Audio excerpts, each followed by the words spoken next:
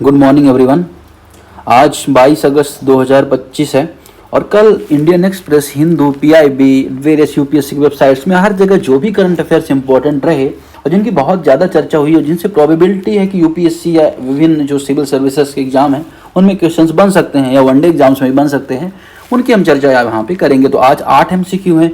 Bharat China संबंध को लेके, ऑनर किलिंग को लेके, जल जीवन मिशन को लेके, खनिज जो संशोधन विधेयक अभी आया है माइंस एंड मिनरल्स का, उसको लेके, एआई टूल को लेके, सभा सार जिसको बोला जाता है। इसके अलावा जो बैस है, अगर हम भारतीय अंतरिक्ष स्टेशन है उसके बारे में हो, लिपुलेखा जो दर्रा है पास है उसके बारे में हो, रेयर एंड मैग्नेट के बारे में हो, तो इसे हम देखेंगे। आइए शुरू करते हैं बिना किसी देरी के। पहला एमसीक्यू यहाँ पे बात करते हैं। पहला एमसीक्यू यहाँ पे बात करते हैं किसके बारे में? व्यापारिक संबंध के बारे में। कंसिडर द फॉलोइंग स्टेटमेंट्स, यहाँ पे गिव मी अ सेकंड, हाँ, consider the following statements regarding India China relations. China is India second largest trading partner as of 2025-24-25। दूसरा, India state deficit with China has been consistently decrease in recent year. तो भारत 2024-25 का चीन भारत का दूसरा और सबसे बड़ा व्यापारिक साझेदार है और चीन के साथ भारत का व्यापार घाटा हाल के वर्षों में देखने को मिला है। अब इसमें कौन सा करेक्ट आंसर आपको यहाँ पे चूज करना है? आप 3-4 सेकंड लीजिए और इसको चूज करिए।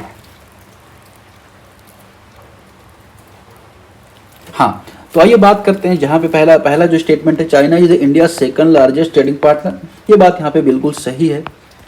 यूएस है फर्स्ट। और यहाँ पे अगर आप देखेंगे जो दूसरा स्टेटमेंट, इंडिया ट्रेड डेफिसिट यहाँ पे डिक्रीज हुआ है, कम हुआ है, वो यहाँ पे गलत है। देखिए ट्रेड डेफिसिट क्या होता है, एग्जाम्पल के लिए हम क्या समझते हैं कि जैसे मान के चलिए भारत है, ये है ना, ये भारत है, ये चीन है, ये चीन का हम मैप बना लेते हैं, सपोज करिए ये इंडिया का मैप बना लेते हैं, ठीक है। अब इनके बीच क्या होता है, व्यापार होता है। ये इनको 100 रुपये का सामान बेचते हैं, ये इनको 100 रुपये का सामान बेचते हैं, तो व्यापार घाटा यहाँ पे 0 हो जाएगा, इक्विवेलेंट हो जाएगा। अगर यहाँ पे ये सपोज करिए यहाँ पे 200 का सामान भारत बेच रहा है और चाइना हमें 100 का सामान बेच रहा है, तो हमारा जो ट्रेड है सरप्लस में आ जाएगा। सरप्लस में आ जाएगा मतलब क्या कि हम ज़्यादा चीन को निर्यात कर रहे हैं, बदले में चीन हमें कम निर्यात कर रहा है। अगर यही चीज़ चाइना के ऊपर 400 हो जाए, चाइना 400 को बेचने लगे और हम सिर्फ 200 को ही चाइना को बेच पाएँ, तो यहाँ पे क्या हो जाएगा, 200 रुपये जो डिफरेंस है वो क्या हो जाएगा, ट्रेड डेफिसिट हो जाएगा। यही पूरा ट्रेड डिफिसिट यूएस और जो भारत के बीच जो टैरिफ है उसका भी कारण बना है, क्योंकि हम यूएस को ज़्यादा एक्सपोर्ट कर रहे हैं, यूएस हमें कंपैरेटिवली कम एक्सपोर्ट कर पाता है। डेयरी प्रोडक्ट वगैरह यूएस हमारे यहाँ नहीं बेच पाता। हार्ले डेविडसन बहुत सारी कार वगैरह भी यहाँ पे हम लोग उन पर ज़्यादा टैरिफ लगाते हैं, ये भी कहीं ना कहीं मूल कारण बनता है। तो यहाँ पे भी अगर आप देखेंगे चाइना के साथ हमारा जो व्यापारिक घाटा है वो कंसिस्टेंटली डिक्रीज नहीं हुआ, बल्कि यहाँ पे बढ़ा है। ठीक है, क्या है, बढ़ा है। ये चीज़ आपको यहाँ पे याद रखनी है। ओके, अब अगर हम कुछ आंकड़ों की बात करें तो व्यापार घाटा 2024 में बढ़ कितना हो गया, $83 बिलियन हो चुका है। $83 बिलियन। यूएस से अगर हमारा देखेंगे ट्रेड डेफिसिट $45 बिलियन का। यूएस इतना ज़्यादा रिएक्ट कर रहा है उस चीज़ को लेके, लेकिन चाइना के साथ हमारा $83 बिलियन का ट्रेड डेफिसिट यहाँ पे हो चुका है। ठीक है, अब इसमें सबसे ज़्यादा इलेक्ट्रॉनिक्स है, एपीआई है, सोलर पैनल है, ये सब जो मटेरियल्स हम ज़्यादा आयात कर, खासतौर पर इलेक्ट्रॉनिक्स आइटम। अगले क्वेश्चन की तरफ बढ़ेंगे। यहाँ पे बात करेंगे ऑनर किलिंग को लेके। With the reference of honour killing in India consider the following statements.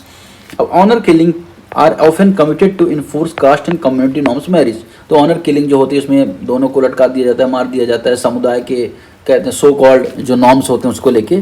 तो यहाँ पर अक्सर विवाह व जातीय सामुदायिक मानदंडों को लागू करने के लिए किया जाता है। यह बात यहाँ पे स्टेटमेंट यहाँ पे करेक्ट है और बहुत सारी मूवी ऐसी बनी है। अब अगर आपने देखी होगी, मुझे अभी धड़क मूवी अगर आपने देखी होगी, धड़क, तो उसमें भी ये चीज़ देखने को आपको मिलती है। There is a specific law in Indian penal code which directly define honour killing separate crimes.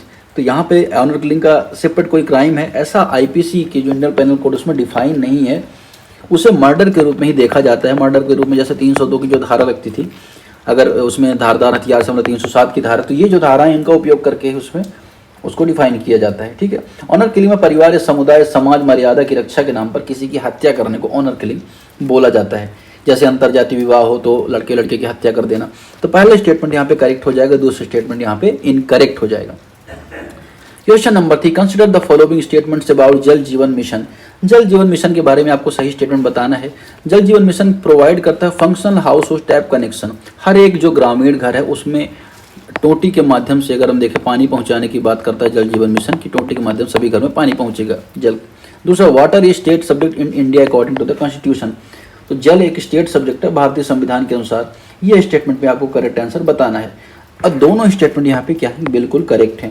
जल जीवन मिशन का पर्पज क्या है कि 2024 तक हर जल जो घर है, हर जल घर को पहुंचाना भारत सरकार का पर्पज है। और जल जो है राज्य सूची में आता है, स्टेट लिस्ट में आता है, जो 7वीं अनुसूची है उसमें अगर आप देखें, केंद्र सूची, राज्य सूची, समवर्ती सूची आती है, उसमें अगर आप देखेंगे तो केंद्र सूची में नहीं बल्कि राज्य सूची में ये जल आता है। ठीक है, आगे हम अगर देखें, जल जीवन मिशन केंद्र सरकार द्वारा 2019 में शुरू किया गया था। कब शुरू किया गया? 2019 में। लक्ष्य 2024। नेक्स्ट क्वेश्चन बात करेंगे, क्वेश्चन नंबर 4 की। Consider the following statements regarding the mines and minerals development regulation amendment act. कल हमने कैप्टिव माइनिंग के बारे में बात की थी, उसको लेके क्वेश्चन था। यहाँ पे आप देखेंगे, the bill remove the cap on captive mining allowing sale entirely mineral production option इंडियोज। यह जो विधेयक कैप्टिव माइनिंग में सभी खनिजों के उत्पादन में बिक्री पर प्रतिबंध लगाता है। अब ये स्टेटमेंट क्या सही है? देखिए, मतलब क्या, यह विधेयक कैप्टिव माइनिंग खदानों में सभी खनिजों के उत्पादन की बिक्री पर प्रतिबंध लगा रहा है। दूसरा, it is provide for establish of mineral exchange of electronic trading minerals. तो ये इसमें खनिजों की इलेक्ट्रॉनिक ट्रेडिंग मिनरल एक्सचेंज स्थापित करने का प्रावधान है। दोनों स्टेटमेंट यहाँ पे करेक्ट है। अगर कैप्टिव माइनिंग की बात करें, जब कोई कंपनी सिर्फ अपनी औद्योगिक जरूरत के लिए खनिज निकालती है तो उसे कैप्टिव माइनिंग कहते हैं। अब बिक्री पर 50% की सीमा इसकी हटा दी गई है, जो 50% की जो लिमिट वो भी हटा दी गई है। मिनरल एक्सचेंज एक ऐसा ऑनलाइन प्लेटफॉर्म है जहां खनिज धातुओं का सुरक्षित व्यापार हो सकता है। दोनों प्रावधान बिल में दिए गए हैं। क्वेश्चन नंबर 5 यहाँ पे बात करता है, consider the which of the following accurate describe the SabhaSaar AI tool. निम्नलिखित में से कौन सा कथन सभासार एआई टूल का वर्णन करता है? It is real time software for weather forecasting. It is an AI based platform to automatically generate minutes of meeting from gram sabha. It is used to monitor national while e-voting. It is government e-marketplace for rural product. अब इसका सही answer आपको बताना है। सही answer क्या हो जाएगा? सही आंसर हो जाएगा B. It is AI based platform automatically generate minutes of meeting from ग्राम सभा। तो सभासार AI टूल ग्राम सभा की जो मीटिंग है उसको रिकॉर्डिंग में विभिन्न भाषाओं में उसका ऑटोमेटिक ट्रांसक्रिप्शन करना, ट्रांसलेशन करने का काम करता है। मुख्य और भाषणी प्लेटफॉर्म के ये इससे जुड़ा हुआ है, भाषणी प्लेटफॉर्म, जिसको लेके काफ़ी सारी न्यूज चर्चा में रही। क्वेश्चन नंबर 6 बात करेगा, विच of the following is not correct regarding the भारतीय अंतरिक्ष स्टेशन। तो भारतीय अंतरिक्ष स्टेशन के बारे में कौन सा स्टेटमेंट करेक्ट नहीं है? BAS will orbit at an altitude of 400 to 450 above earth. BAS is planned to be fully operational by 2035. BAS will support only robotic and non-human crew. BAS will consist of multiple module launched in phases. तो यहाँ पे आप देख सकते हैं इसका हिंदी में translation दिया गया है। BAS पृथ्वी 450 किलोमीटर ऊंचाई पर कक्षा में रहेगा। यह 2035 तक चालू होने की योजना है और रोबोटिक मानव अंतरिक्ष मिशन को समर्थन देना कई मॉड्यूल फेज में लॉन्च किया जाएगा। अब इसमें सही आंसर क्या हो जाएगा? सही आंसर सी यहाँ पे इनकरेक्ट है। BAS will support only robotic, यहाँ पे ये चीज़ इनकरेक्ट है। इसका पर्पज क्या है कि दीर्घकालीन लॉन्ग टर्म में ह्यूमन जो स्पेस मिशन होते हैं उसको संभव बनाना। रोबोटिक मिशन तो पहले से ही संभव है, तो यहाँ पे रोबोट तो पहले ही हम भेज चुके हैं, है ना। यहाँ पे ह्यूमन को भेजने का हमारा पर्पज है। Question number 7, Lipulekh pass is important for India because. क्यों इंपॉर्टेंट है लिपुलेखा दर्रा? यह उत्तराखंड को तिब्बत से जोड़ता है। इट इज की रूट ऑफ कैलाश मानसरोवर यात्रा। तीसरा, it marks the tri junction of India, Nepal and Pakistan. यह भारत, नेपाल, पाकिस्तान की त्रिसीमा स्थल को चिन्हित करता है। तीनों स्टेटमेंट बताइए कौन सा करेक्ट है। अब यहाँ पे करेक्ट क्या है? ए करेक्ट हो जाएगा। तीसरा स्टेटमेंट यहाँ पे करेक्ट है। यहाँ पे अगर हम बात करेंगे लिपुलेख दर्रा भारत, चीन, नेपाल ट्राई जंक्शन पास है लेकिन पाकिस्तान से नहीं जुड़ता, तो पाकिस्तान जो है यहाँ पे करेक्ट हो जाएगा। ठीक है, आगे हम बढ़ें।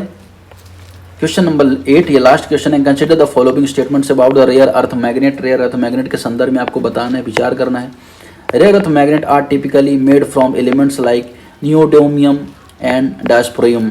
दे are commonly use in electric vehicle and wind turbine electric devices. तो अगर आप बात करेंगे रेयर अर्थ का निर्माण नियोडियम डिस्पोरियम जैसे तत्वों से होता है। इसका उपयोग इलेक्ट्रिक वाहनों, विंड टर्बाइन में होता है। अब दूसरे स्टेटमेंट तो जनरल है, आपको करेक्ट ही लग रहा होगा। पहला ही स्टेटमेंट यहाँ पे करेक्ट है।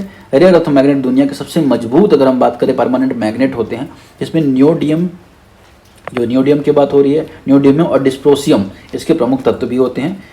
ठीक है, अब अगर हम बात करें तो ठीक है, आज के क्वेश्चन इतने ही यहाँ पे इसकी आंसर की दी हुई है। आसानी से आप इसको यहाँ पे पढ़ सकते हैं, समझ सकते हैं। और चैनल को सब्सक्राइब करें, बेल आइकॉन दबाना बिल्कुल ना भूलें, जिससे आपको डेली नोटिफिकेशन आती है। तो आज के डिस्कशन फिलहाल इतना ही, धन्यवाद।